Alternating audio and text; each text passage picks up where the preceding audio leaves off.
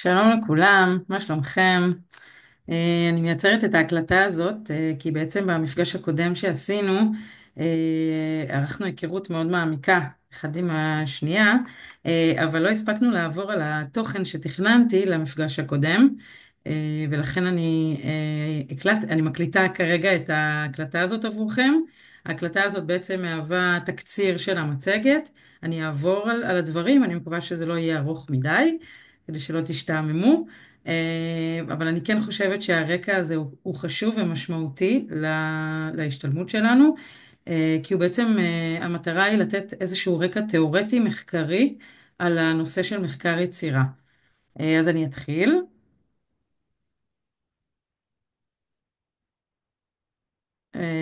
מה שאנחנו נעבור עליו זה בעצם תקציר של המאמר של דוקטור נורית סדרבוים, שנקרא, זה שם המאמר, הוא קצת ארוך, הוא נקרא ספר אובייקט, דיוקן של אומן, תהליך של יצירה וחקירת העצמי במחקר פרשני מבוסס אומנות. המצגת הזאת נמצאת לכם בסביבת הלמידה, וכאן עשיתי לכם קישור למאמר, סרקתי אותו עבורכם, מוזמנים לקרוא אותו, הוא מאמר מאוד מעניין. אני ממליצה אישית לקרוא אותו, זה יותר טוב מתקציר. כמובן שגם אפשר להכניס את זה תמיד לצ'אט GPT ולשאול את הצ'אט, תסכם לי את המאמר וכמה נקודות, תקבלו סיכום מצוין. זה עובד תמיד, אבל אין כמו לקרוא. בכל מקרה, אנחנו נעשה איזשהו תקציר כרגע לגבי זה, שאני מקווה שגם יהווה לכם איזושהי השראה ליצירה ביחידה הזאת, כי בעצם היחידה שאנחנו לומדים כרגע, היחידה האסינכרונית שנפתחת היום, להשבוע, היא בעצם היכרות עם לוח דיגיטלי מירו ויצירה של דיוקן. אז המאמר שמדבר על דיוקן, אני מקווה שייתן לכם השראה ביצירה, שזאת המטרה שלנו בסוף, של כולנו, ליצור וליהנות מחדוות היצירה.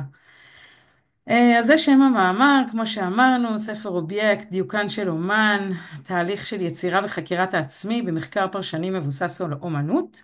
המאמר מתחלק לשלוש, כשבעצם החלק הראשון מפרש את המושגים עצמי, ציור ודיוקן עצמי, כאשר המתודולוגיה עוסקת במחקר על מחקר ושרשרת התבוננויות במחקר יצירה, שאנחנו עוסקים בכל הקשת הזאת של מחקר יצירה, שזה לא רק מחברת השראה, דיברתי על זה כבר במפגש הקודם.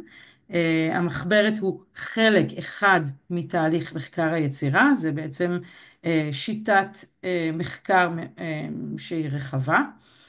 ונורית סדרבוים עושה גם ניתוח ופרשנות בחלק השלישי לספר אובייקט משלה, ואנחנו נראה תכף גם דוגמאות מתוך הספר שלה. המאמר בעצם מציע איזושהי פעולה מחקרית שהיא נוצרת גם באמצעות וגם דרך אומנות של ציור ושל ציור דיוקן עצמי. היא עושה את זה על עצמה, אז היא בעצם מצד אחד גם מציירת ומצד שני כל הזמן גם בוחנת את הציור שלה. כתהליך של הסרת קליפות, תהליך שהוא מעמיק, מתרחב, מתפתח ומשתנה. זה התיאור שהיא נותנת במאמר לתהליך שהיא עוברת, והיא גם מציינת, סדרבוים מציינת שהמהלך הזה שהיא עושה, המהלך המחקרי הזה, הוא גם בעצם כלי המחקר, והוא גם מטאפורה שבעצם מתארת תהליך של חקירה, עיצוב, יצירה ובעצם התפתחות וגילוי עצמי. זו המטרה שלנו. זאת באמצע, זאת דוקטור נורית סדרבוים. נראית אישה חמודה ומעניינת. יש המון תכנים ברשת שהיא מעלה, בלוג שלה והמון הקשרים לדוקטורט שלה שבזה עסק. ובתחילת המאמר היא בעצם משתפת את הקשר שהיא מוצאת בין חקירת העצמי שלה לבין יצירת אומנות שהיא רואה אצל הוגים ברי דעת. אם זה הדמות הזאת כאן שהיא פיקו דלה מירנדלה, פילוסוף והומניסט איטלקי בן המאה ה-15, שבעצם מציג את האדם כנזר הבריאה, וככאלה שאנחנו שיא הבריאה.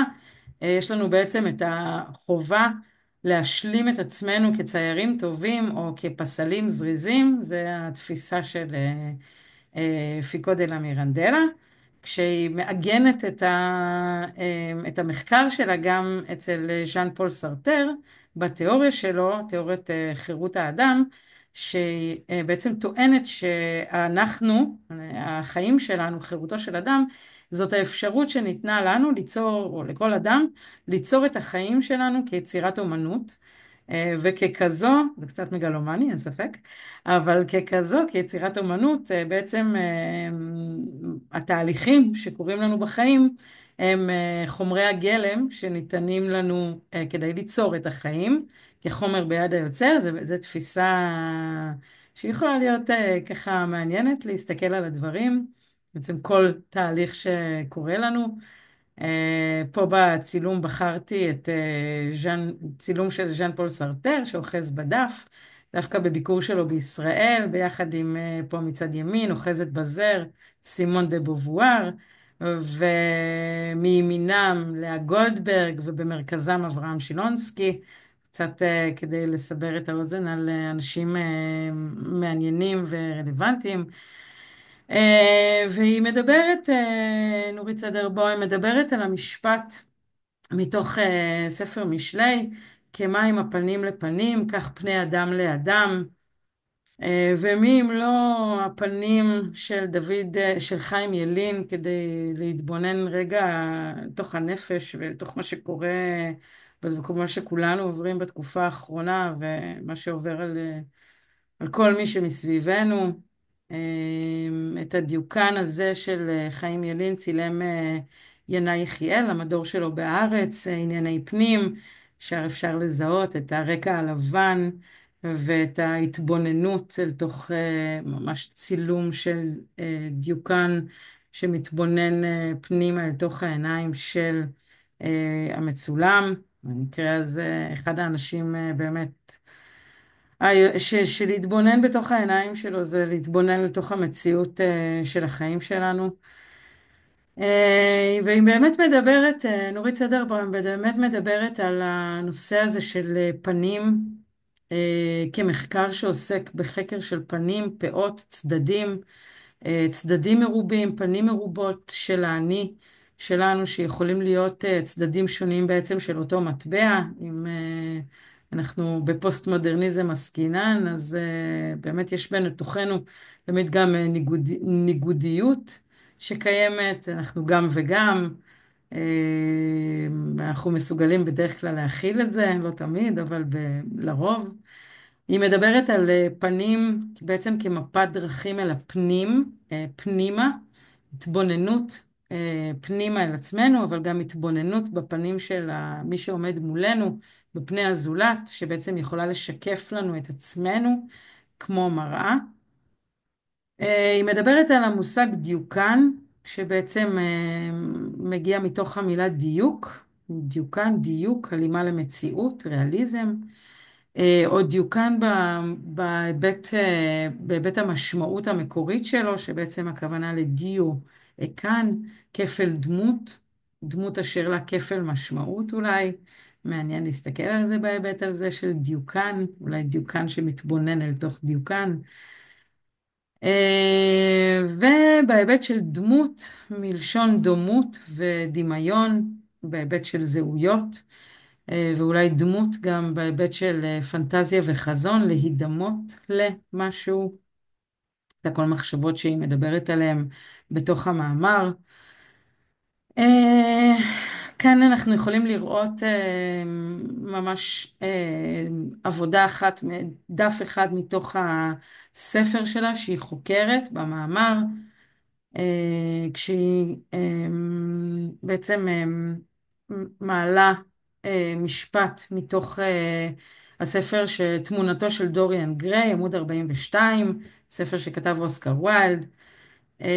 פה מצד שמאל נתתי לכם את המשפט שהיא מדברת עליו: האדם מבטא את עצמו במידה זעומה מאוד כאשר הוא מדבר בשם עצמו.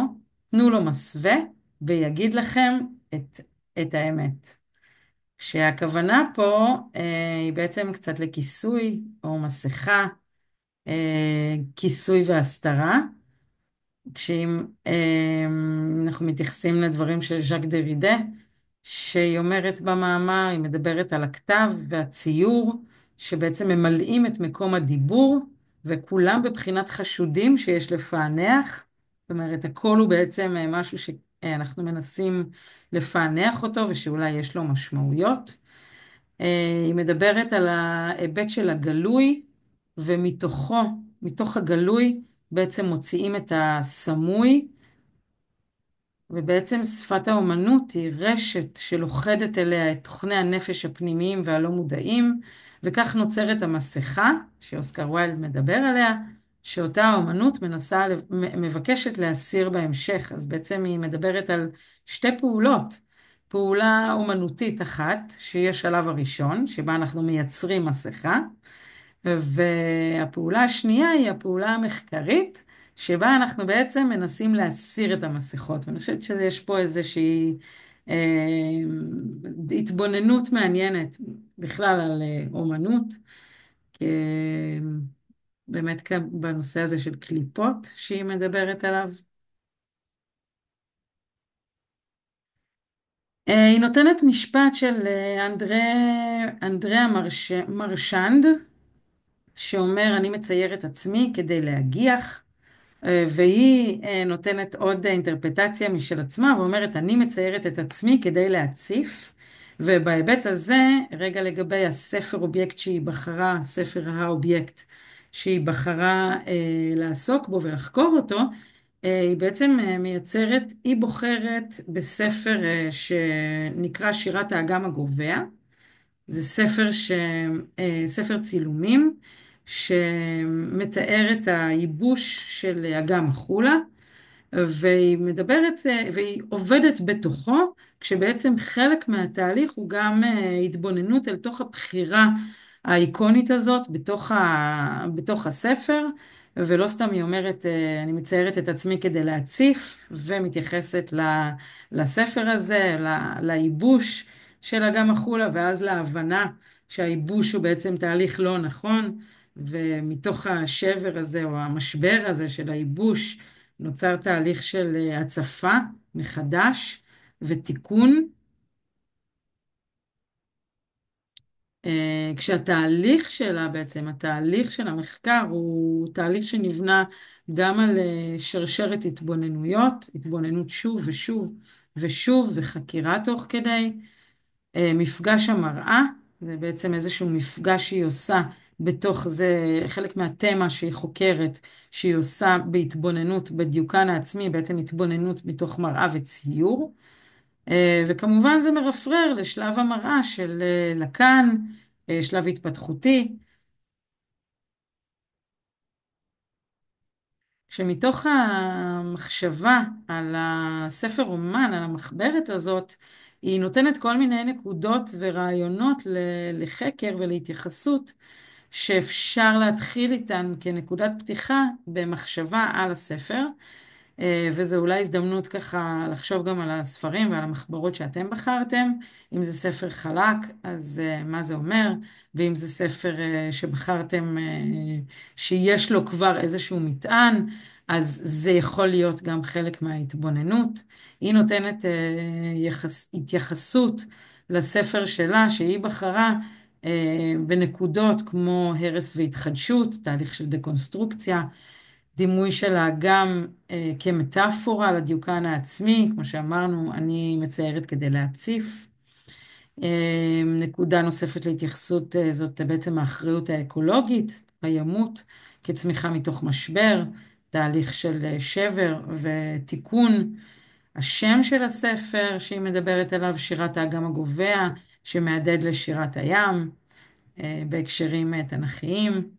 סביבה וטבע, טבע אל מול טבע האדם, טיבו וטבעו של האדם. התייחסות לגבי הכריכה, כיסוי וגילוי, כמובן שימוש ברדי מייד, זה הכל נקודות התייחסות שגם אחר כך אפשר לדבר עליהם עם תלמידים. ובהיבט שלנו, של ההשתלמות שלנו, אנחנו הרי כל הזמן מנסים לבדוק, ההשתלמות שלנו עוסקת לצד מחברת ההשראה, גם במיומנויות רגשיות וחברתיות, ואיך בעצם יכולה לתרום המחברת הזאת, מחברת ההשראה הזאת שאנחנו מייצרים לבנייה של מיומנויות רגשיות וחברתיות עבור התלמידים שלנו. כשיש חלק במאמר שהיא ממש מסבירה עליו, זה בדיוק החלק הזה. אני מזמינה אתכם לקרוא את זה כי זה נורא נורא מעניין, היא נותנת הרבה נקודות להתייחסות. למה בעצם ספר השראה כזה, או מחברת השראה, או מחברת אומן, יש לו חלק ונדבך מאוד מאוד חשוב בתוך תהליך של גילוי, עיצוב, התפתחות ויצירה אישית, שבו הפרשנות מרחיבה את תהליך היצירה, והחקר הופך להיות מובנה, שיטתי ומדעי, והיא בעצם מעלה נקודות. כמו חקר העצמי, שבעצם מהדהד לאיזשהו טיפול עצמי, וזה לא טיפול, זה המחברת היא כלי טיפולי, ומחקר יצירה הוא באמת המתודולוגיה שהתחילה ככלי טיפולי, אבל היכולת שלנו לטפל בעצמנו דרך המחברת, בהתבוננות הזאת, במה אנחנו מציירים, איזה תכנים אנחנו מכניסים, למה אנחנו מכניסים אותם, יש לזה יכולת גבוהה בעצם במחקר עצמי. יונג מדבר על זה בתיאוריות שלו, על האומנות בכלל ככלי לתרפיה וטיפול, שזה פעולות אומנותיות לרווחת הנפש ולתחזוקת העצמי, לפי נוי. ומי שהצטרף לאתגר שלנו של שבוע שעבר, כן לעבות את ההשתלמות ולמצות את הכלי הזה של מחברת השראה. אמ, אני חושבת שאפשר כבר לשים לב לתהליכים העצמיים שאנחנו עוברים בתוך זה, ומי שעדיין לא הצטרף ובא לכם להצטרף, אז אני ממש ממש מזמינה אתכם להצטרף לתוך הסלאק, לתוך האפליקציה שלנו, ופשוט גם אפשר לדפדף כבר במה שנוצר, וזה נורא נורא נורא מפרה ומעורר להשראה. אנחנו ממש שואבות השראה אחת מהשנייה ומרימות ככוח מרים ליצירה. היא מדברת בתוך הניתוח הזה גם על היכולת של מחברת השראה להיות מעין סביבה מעברית, ממש כמו אובייקט, כמו חפץ מעבר. כולנו מכירים חפץ מעבר שילדים לוקחים איתם, אז היא מדברת על הכוח שיש למחברת הזאת, גם להוות לנו ממש מרחב שהוא מרחב מעברי. אני חושבת שיש לזה המון כוח ואפשר לראות את זה. גם כשזה דיגיטלי, זה מייצר איזשהו מרחב שהוא מרחב של שקט ומרחב של יצירה ומרחב שהוא אפילו מרחב בטוח באיזשהו מקום. ושלב המראה של לקן, לייצר דיוקן עצמי מול מראה כאופציה לתיקון, לחזרה, לבנייה מחודשת, לתהליך דקונסטרוקטיבי, בעצם תהליך של תיקון, סליחה. זהו, זה ככה בגדול לגבי מחברת, לגבי המאמר של נורית סדרבוים.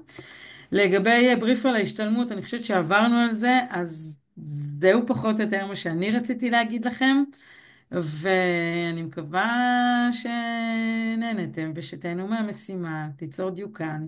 אני מחכה לראות את הדיוקנאות שלכם. ביי.